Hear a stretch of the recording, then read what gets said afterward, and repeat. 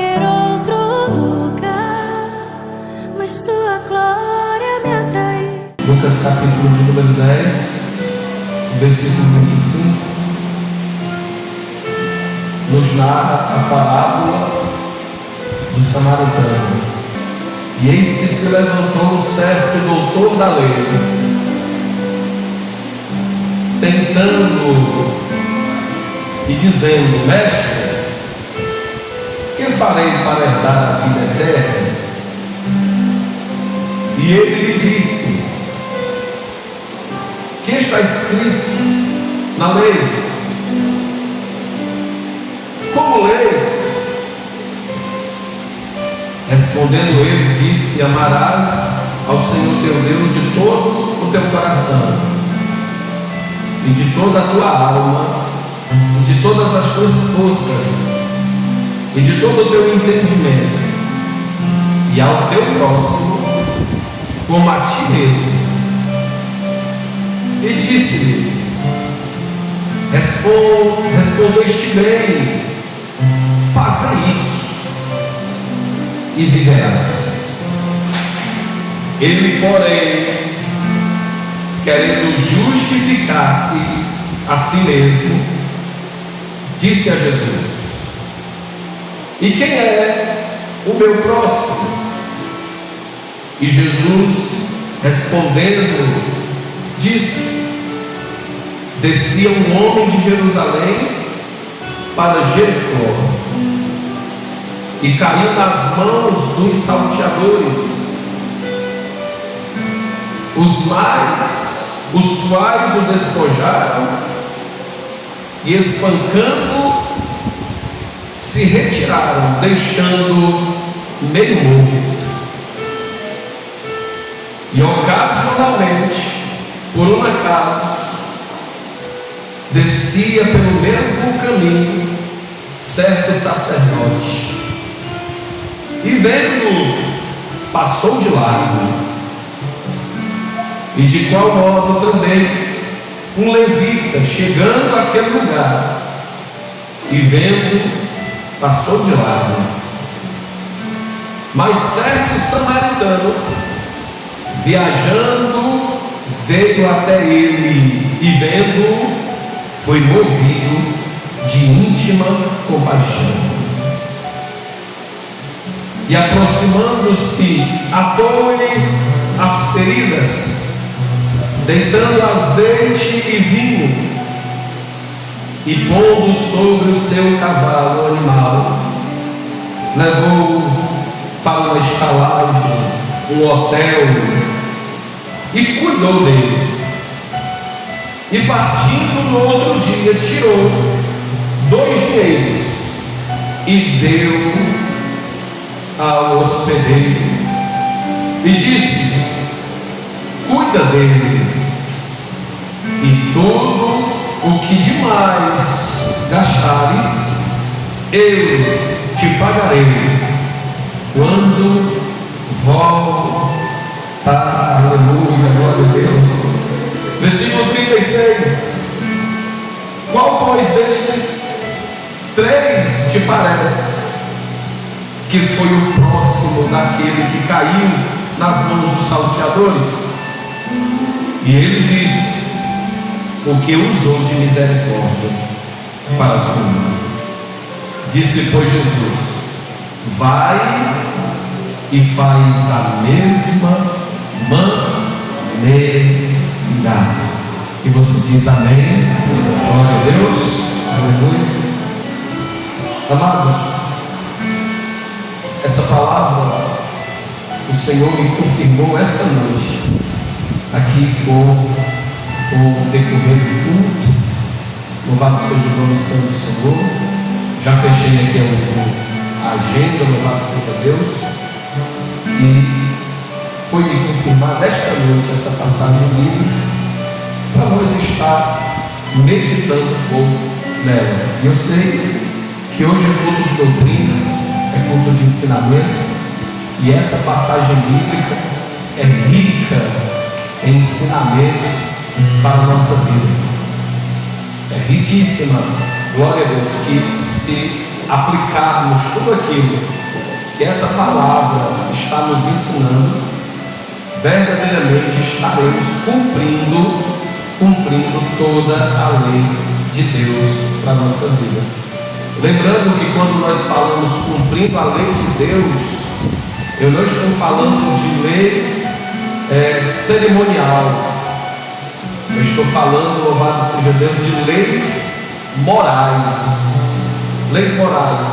Pastor, e que diferença? Qual é a diferença de lei cerimonial e de leis morais? Louvado seja Deus. É que as leis cerimoniais foram determinadas, foram entregues para o povo de Israel cumprir, obedecer a guarda, o sábado, as festas judaicas, louvado seja o nome santo do Senhor, e entre muitos outros ensinamentos acerca da lei, louvado seja Deus. Pastor, e para nós, o que é que restou?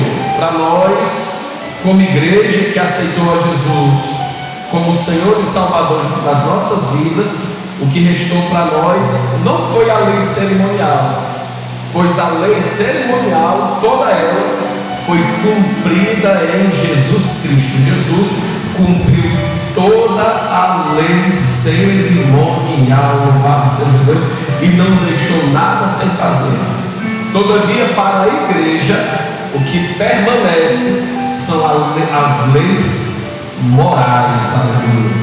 As leis morais falam a respeito, querido, da nossa conduta, do nosso caráter, do nosso trato com as pessoas. Ainda no período da graça, você tem obrigação de continuar honrando pai e mãe. No período da graça, nós ainda temos a total obrigação de não desejar a mulher do próximo. No período a qual nós estamos vivendo, querido, temos a total obrigação de honrar a Deus acima de todas as coisas, amar acima de todas as coisas e ao nosso próximo como a nós mesmos. Isso, querido, é uma lei cerimonial, e nós andamos na obediência a esta lei. Deixa eu te dizer uma coisa para você guardar na tábua do teu coração. Você, como cristão, você aceitou Jesus como Salvador, nós aceitamos a Jesus como Salvador, temos a obrigação, querido, isso é obrigação. Quem aceitou Jesus como Salvador tem a obrigação de ser um ser moral. Isso é uma obrigação nossa. Mas pastor, por que nós temos a obrigação de ser um ser moral, de ser respeitador, de ser agradável, de ter caráter de homem e de mulher de Deus? Por que nós temos essa obrigação? Porque você conhece a verdade. Nós conhecemos a verdade. Nós todos os dias ouvimos a verdade, e por isso temos esta obrigação de nos manter até a volta de Jesus, buscando dia após dia a santificação. Como diz em Hebreus no capítulo de número 12, o versículo 14, que sem a santificação ninguém verá a Deus. Sabe o que o versículo está dizendo? Se você quer ver Deus, se nós queremos ser salvos, nós temos a obrigação de ser seres morais aonde nós vivemos. Amém, amados? Então guarde isso no seu coração, porque é exatamente sobre isso que esta parábola, irmão, vem nos ensinar. Começa exatamente com um doutor da lei que chega e se aproxima de Jesus apenas para o tentar. Ele não chega ali para receber de Cristo uma palavra de conforto. Ele não chega ali com o coração dele aberto, querendo verdadeiramente ter um encontro com Deus. Não, ele não chega ali com essa intenção. Ele simplesmente, por ser doutor da lei, ele se aproxima tentando o Mestre Jesus para ver a sua resposta acerca de alguns assuntos. E ele, a primeira pergunta que ele fala: o que farei para herdar a vida eterna? O que farei para herdar a vida eterna? Oh, aleluia. Aleluia. Sabe o que eu acho aqui interessante? Olhando para esta pergunta capciosa, maldosa, porque tu estava interessado nisso não. Mas não é porque ele não estava interessado em saber que a pergunta dele não seja relevante. Para pensar. O que eu farei para herdar a vida eterna?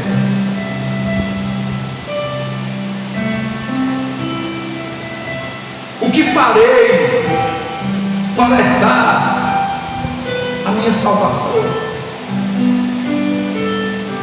O que farei para receber a minha coroa de vida? A pergunta dele foi capciosa, mas todavia é uma pergunta relevante,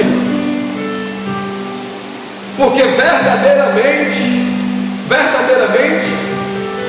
há uma responsabilidade que vem sobre o ser humano a respeito deste assunto, porque muitos ainda acreditam que morreu, se acabou, morreu, vai para baixo da terra e acabou. Outros inclusive dizem: não, Deus, Ele é amor, e como Ele ama, Ele não vai mandar os filhos dele para o inferno. Deus é muito bom, Deus é amor, e pelo fato dele nos amar, Ele vai ter misericórdia de nós. Você pode não pensar assim, mas tem pessoas que pensam assim, achando que a obra de salvação é uma mágica, achando que a obra de salvação, queridos, é um bem oferecido gratuitamente para aqueles que inclusive até não querem e não entendem isso. Mas nós entendemos que pela palavra de Deus, irmãos, a salvação ela é condicionada. O pastor quer dizer aqui, para mim ser salvo, tem condições? É claro. Pastor, mas eu queria ser salvo. Você quer ser salvo? Pois se prepara para cumprir as condições ditas na palavra de Deus para você ser salvo. Até porque o texto áureo da Bíblia, que é João 3:16, mostra exatamente essa condição. E como é que está escrito lá? É conhecido de toda a igreja. Porque Deus amou o mundo de tal maneira que deu o seu único filho. Aí ele diz: para que todos aqueles que nele creem não pereçam, mas tenham o quê? A vida eterna. Não adianta apenas querer, você tem que crer.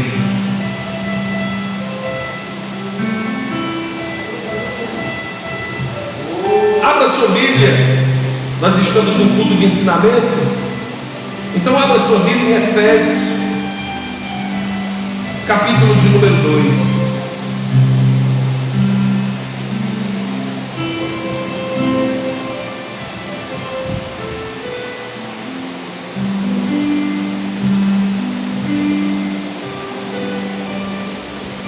Efésios capítulo de número 2. Oh, aleluia.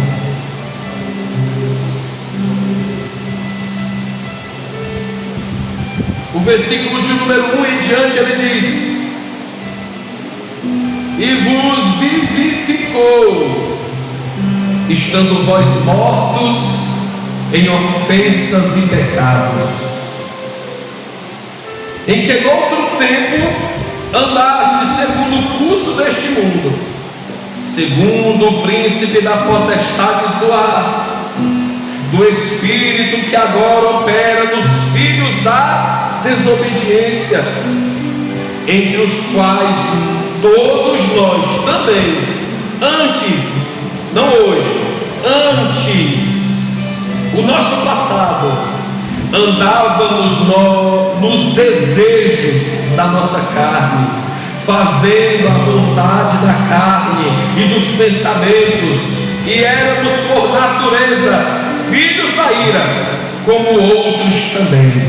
Aí o versículo de número 4: mas Deus, que é riquíssimo em misericórdia, pelo seu muito amor com que nos amou, estando nós mortos nos nossas ofensas, nos vivificou juntamente com Cristo, pela graça sois salvos,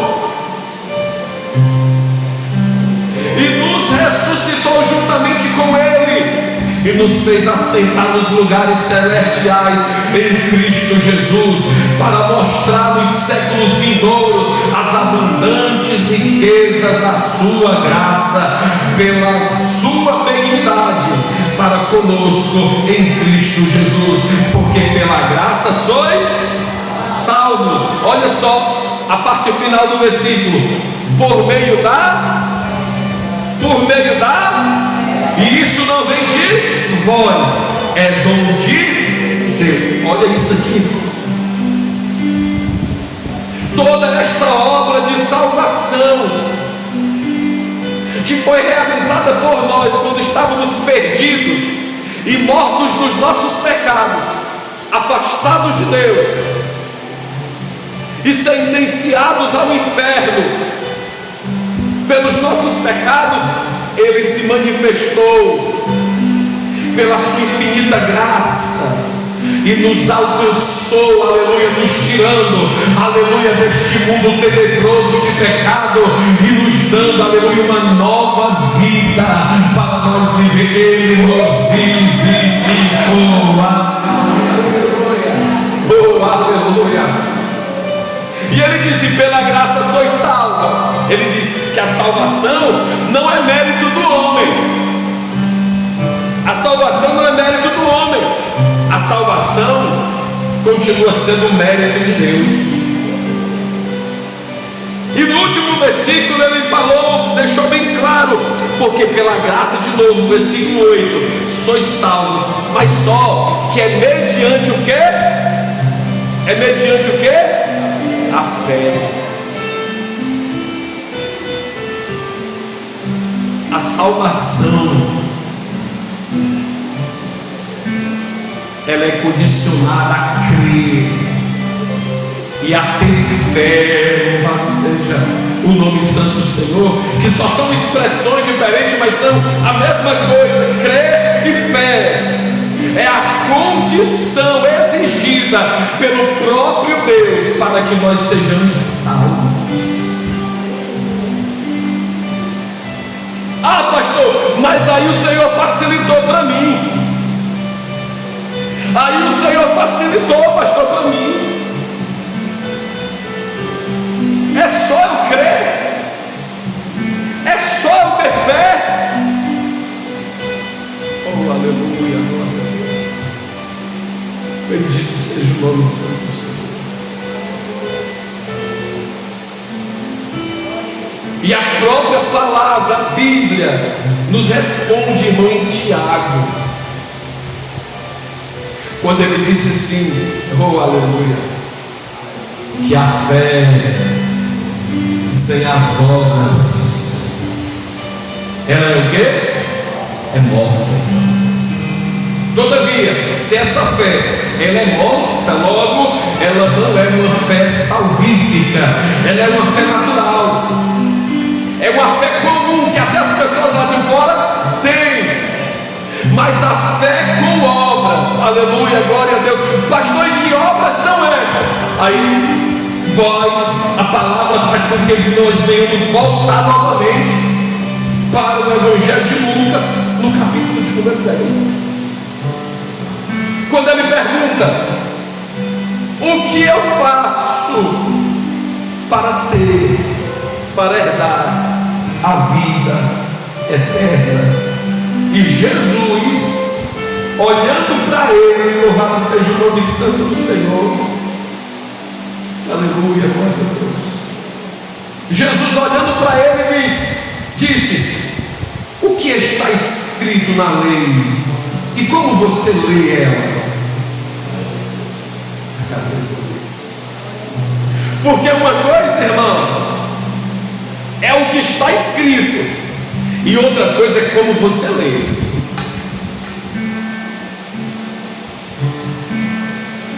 O que está escrito, irmão, é a verdade. O que está escrito é a palavra de Deus. Mas muitos têm trocado a palavra de Deus, irmão, pela mentira, pelo engano. Mas por que você está vendo? Por que você acredita que a palavra é assim? Não, eu entendo assim, então é assim que é. Eu entendi dessa forma, então é assim que é. Não, queridos. Na história do povo de Deus, houve um tempo que foi chamado o período das trevas, irmãos. Período das trevas. E que período foi esse? O período dos juízes. Mais de 300 anos o povo andando em trevas. E sabe qual era a característica daquele povo? A característica daquele povo era essa: cada um servia a Deus da maneira que achava certo. Oh meu Deus, e como isso é perigoso, irmãos. Como isso é prejudicial, aleluia, glória a Deus, para o homem, para a mulher que serve a Deus da maneira que acha correto, certo. Mas sabe o que é o pior, irmãos? Que muitos que servem a Deus da maneira que acham que é certo ou correto, não servem a Deus dessa forma sozinho ou sozinha, acaba também aliciando outros, irmãos, e trazendo também outros para crer da mesma maneira que ele ou ela crê. Aí se cumpre exatamente Romanos capítulo de número 2, quando o apóstolo Paulo fala à igreja de Roma que estava nesta situação. Ele disse assim: olha, isso é cego guiando outro cego, ambos cairão no buraco. Isso é cego, irmãos. Isso é algo para nós ponderar. Eu não posso servir a Deus simplesmente pelo que eu acho que é certo ou correto, porque o meu e o teu julgamento é falho, é equivocado. Por isso Deus levantou pastores, apóstolos, evangelistas, missionários e doutores. Para quê? Para o aperfeiçoamento da igreja do Senhor. Aleluia, glória a Deus. Sabe onde é que estão muitos no dia de hoje? Aleluia. Em muitas igrejas por aí, querido, nos cultos de doutrina, estão em casa, estão se divertindo. E uma das respostas é eles acharem que da maneira que eles estão é a maneira que eles julgam correta e certa. Mas nesta noite você veio ao lugar certo. Você veio com seu coração aberto para ouvir o que Deus, aleluia, glória a Deus, tem para nós nesta noite, através da sua palavra. Louvado seja o nome santo do Senhor.